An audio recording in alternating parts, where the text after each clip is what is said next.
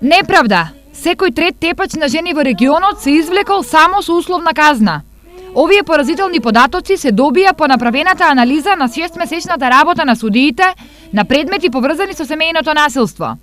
Ова резултира со недоверба кај институциите и оди во насока на намалување на бројот на пријавени случаи на семејно насилство. Значи, апелира и до судовите, и до јавните обвинители, доколку се работи за извршено кривично дело како акт на семејно насилство, нема толеранција.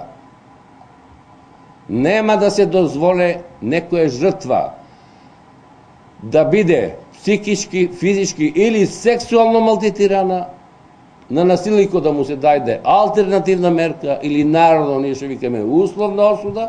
Ваквите реакции на судиите доаѓаат откако годинава семејното насилство во неколку наврати ги имаше своите најтешки облици. Во овој период има регистрирано 4 кривични дела за убиство како резултат на семејно насилство, што сметаме дека е навистина голема бројка. За период од 6 месеци во 10 суда да се следат 4 предмети за убиство при семејно насилство.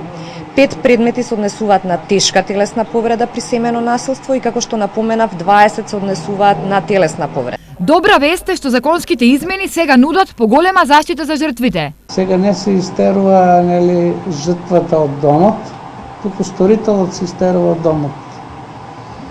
Тие рокови се кратки, судот во рок од 24 часа треба да изрече, а тоа е благодарение на овој нов закон каде што е предвидено во такви случаи да судот не одржува рочиште. Инаку следењето на судски предмети е спроведено во период од 6 месеци.